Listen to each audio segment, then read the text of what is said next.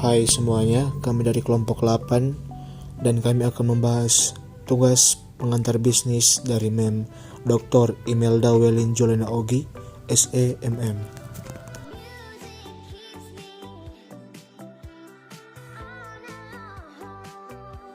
Satu, bentuk-bentuk perilaku karyawan.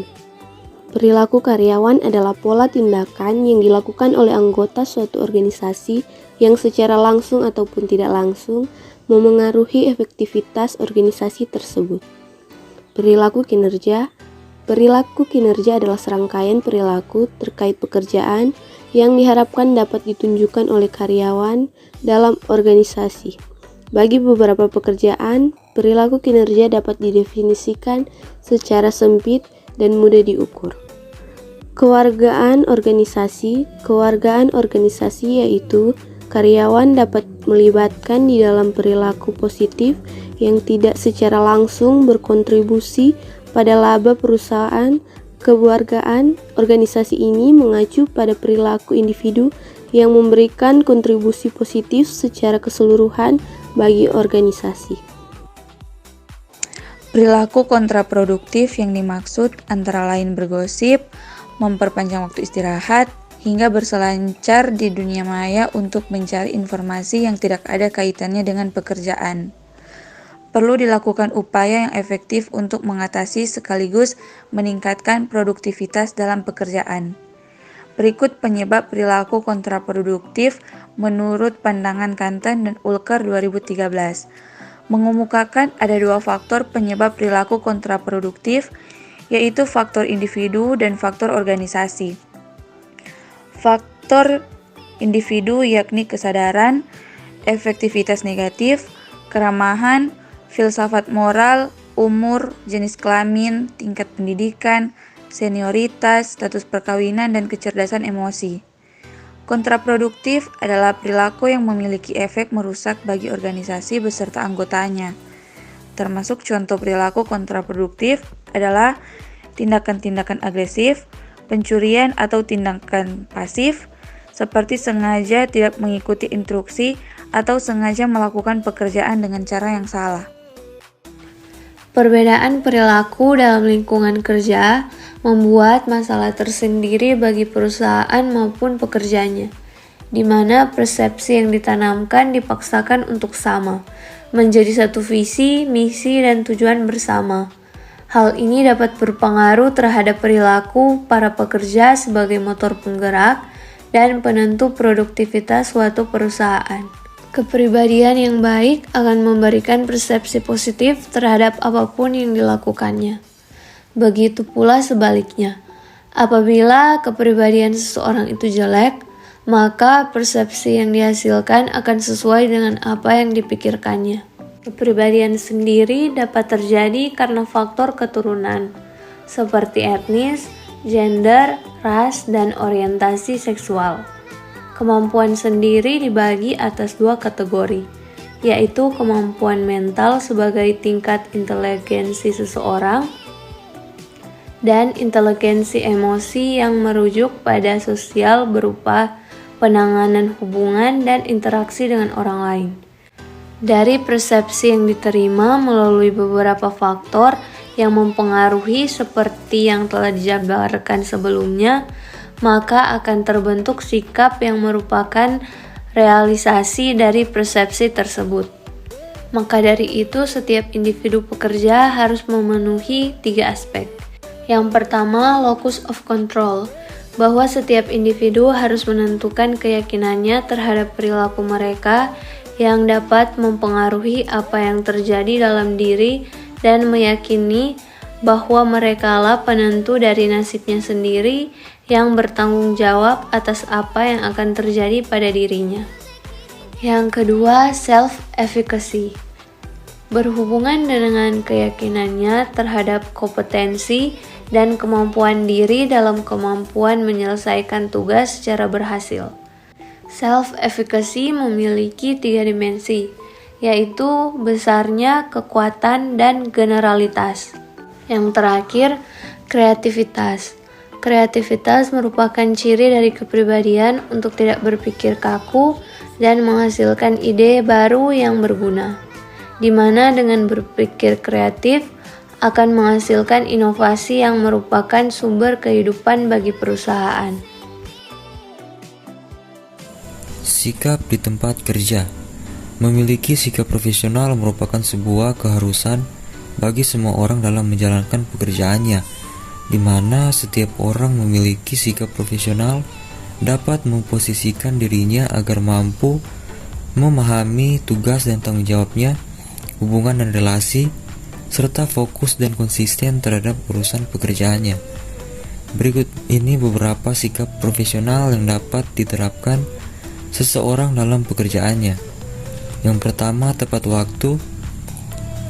Ketepatan waktu adalah elemen penting dari profesionalisme, sehingga tidak ada waktu yang terbuang. Pekerjaan pun dapat terselesaikan tepat pada waktunya.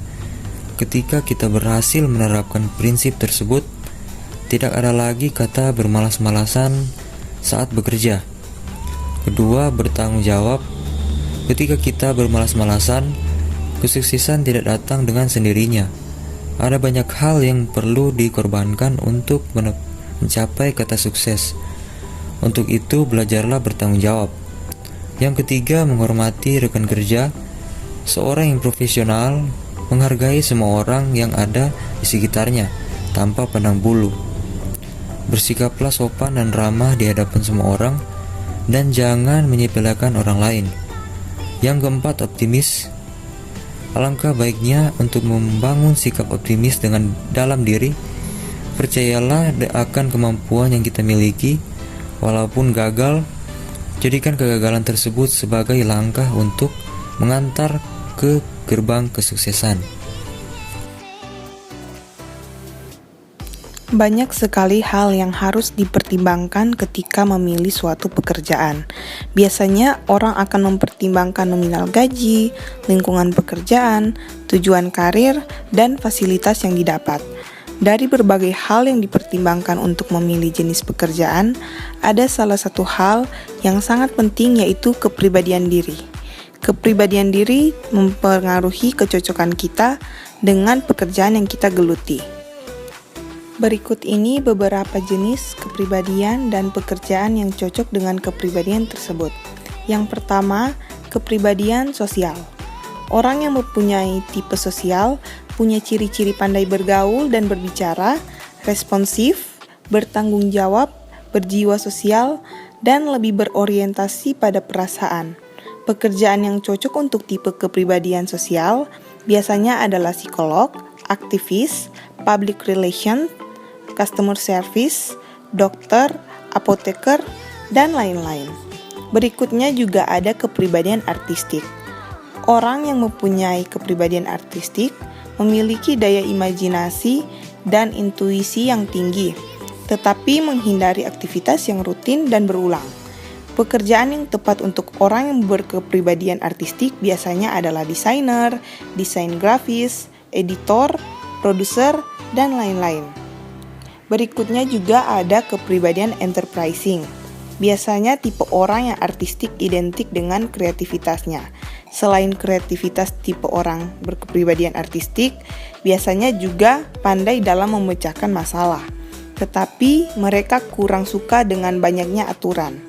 Jika kamu memiliki kepribadian enterprising, kamu bisa pertimbangkan karir sebagai manajer, supervisor, team leader, koordinator, dan lain-lain. Berikutnya, kepribadian realistik. Seseorang yang realistik cenderung menyenangi jenis pekerjaan yang banyak melibatkan fisik yang membutuhkan keahlian, kekuatan, dan koordinasi. Orang dengan kamu bisa bekerja di beberapa bidang seperti menjadi insinyur, mekanik, teknisi, operator mesin, ahli listrik, dan sebagainya. Berikutnya juga ada kepribadian konvensional. Mungkin orang dengan kepribadian konvensional akan lebih cocok bekerja di bagian administrasi, keuangan, pekerjaan di bank seperti pegawai bank, pegawai arsip, dan akuntan. Berikutnya yang terakhir juga ada kepribadian intelektual. Seseorang yang hobi meneliti atau mencari solusi untuk suatu masalah dan selalu bertanya akan semua hal adalah orang yang termasuk dalam kepribadian intelektual.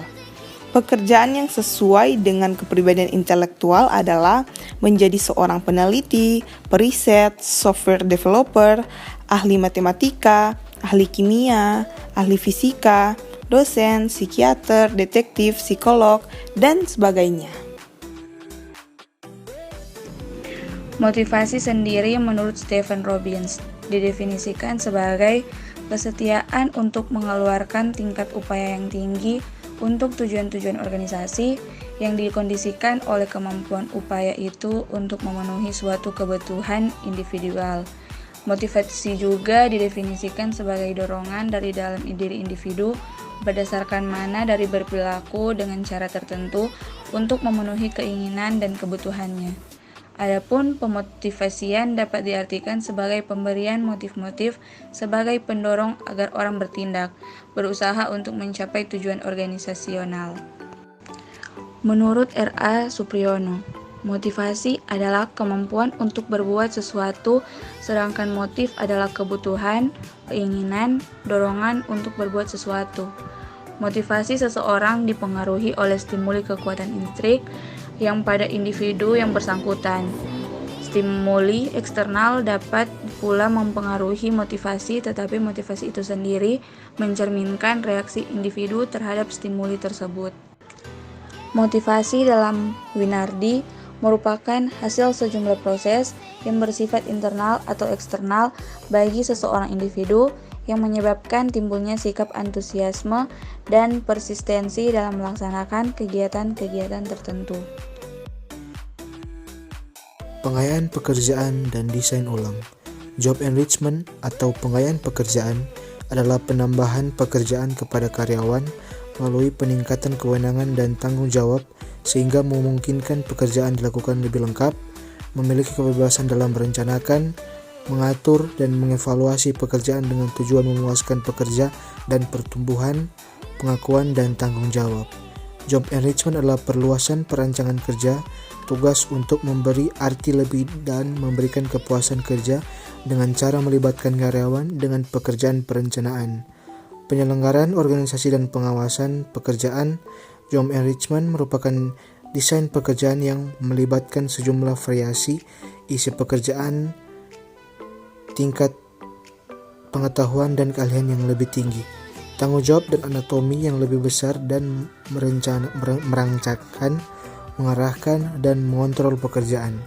Job enrichment memberikan karyawan kesempatan untuk mengambil kontrol yang lebih besar dan atas bagaimana untuk melakukan pekerjaan mereka. Desain ulang pekerjaan atau job redesign adalah tindakan untuk mengatur ulang dan menginstruksi peran tugas dan tanggung jawab yang melekat pada pekerjaan tertentu.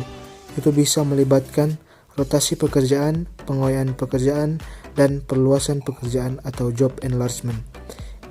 Itu bertujuan untuk membuat pekerjaan lebih menarik, menantang, dan memuaskan. Di Indonesia ada 2 jenis hari kerja, yakni Senin sampai Jumat atau Senin sampai Sabtu. Hari kerja Senin sampai Jumat jelas durasinya lebih lama. Namun jika Omnibus Law RUU Cipta Kerja resmi jadi UU, hari kerjanya diseragamkan menjadi 6 hari kerja, sedangkan jam kerjanya 40 jam seminggu. Selain mengatur hari kerja dan durasinya, Omnibus Law RUU Cipta Kerja juga mengubah aturan jam lembur. Awalnya, seseorang hanya bisa lembur 3 jam dalam sehari, namun sekarang diperbolehkan jadi 4 jam sehari atau maksimal 18 jam seminggu. Perubahan ini membuat banyak pegawai kaget. Namun pemerintah tidak bermaksud agar mereka tereksploitasi karena banyak yang salah sangka bahwa jam kerja hanya 40 jam seminggu tanpa diatur harinya. Sehingga pegawai bisa saja bekerja selama 10 jam dalam 4 hari. Perubahan hari dan jam kerja juga mengatur agar perusahaan atau pabrik memperlakukannya secara manusiawi. Karena ada oknum yang memaksa buruh untuk bekerja mulai jam 6 pagi hingga 5 sore, alias 11 jam sehari. Begitu juga dengan waktu lembur. penambahan waktu lembur bukanlah sebuah mimpi buruk. Durasi 4 jam lembur adalah waktu maksimal. Hal ini bukanlah sebuah pemaksaan, namun jika ada perusahaan yang memaksa, mereka bisa dilaporkan ke Disnaker. Omnibus Law RUU Cipta Kerja justru mengatur agar para pegawai tidak lembur hingga pagi buta dan melebihi batas maksimal. Lagi pula jika jam lembur semakin banyak, tentu makin banyak pula uang ekstra selain gaji yang diperoleh oleh pegawai. Jadi sebenarnya mereka bisa menghadapi peraturan ini dengan biasa-biasa saja dan berpikiran positif. Pegawai diminta untuk tidak panik terhadap perubahan pengaturan jam dan waktu kerja menjadi 40 jam seminggu dan 6 hari kerja yang tercantum dalam Omnibus Law RUU Cipta Kerja. Pemerintah merancang Omnibus Law RUU Cipta Kerja agar pengusaha dan pegawai sama-sama untung. Kepemimpinan dalam suatu organisasi atau perusahaan adalah sebuah proses di mana seorang pemimpin mempengaruhi dan memberikan contoh kepada pengikutnya dalam upaya mencapai tujuan organisasi. Pemimpin yang baik bukan dilihat dari seberapa banyak orang yang menjadi pengikutnya, bukan juga dilihat dari seberapa lama ia memimpin. Pemimpin yang baik dilihat dari seberapa banyak ia mampu menciptakan sosok pemimpin yang baru. Pemimpin yang jelas mengkomunikasikan visi, misi, dan kebijakan organisasi, membangun semangat karyawan, memastikan operasi bisnis yang efisien, membantu karyawan tumbuh secara profesional, dan berkontribusi secara positif terhadap misi organisasi.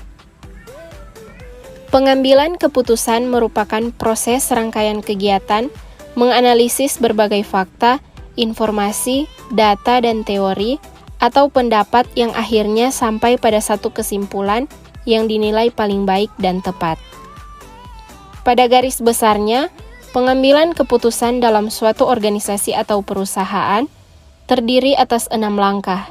Yang pertama, menetapkan sasaran. Yang kedua, menentukan persoalan. Yang ketiga, mengembangkan alternatif. Yang keempat, mengevaluasi alternatif. Yang kelima, memilih satu alternatif. Dan yang keenam, melaksanakan keputusan. Pengambilan keputusan mempunyai arti penting bagi maju atau mundurnya suatu organisasi. Pengambilan keputusan yang tepat akan menghasilkan suatu perubahan terhadap organisasi ke arah yang lebih baik. Namun sebaliknya, pengambilan keputusan yang salah akan berdampak buruk pada roda organisasi dan administrasinya. Terima kasih.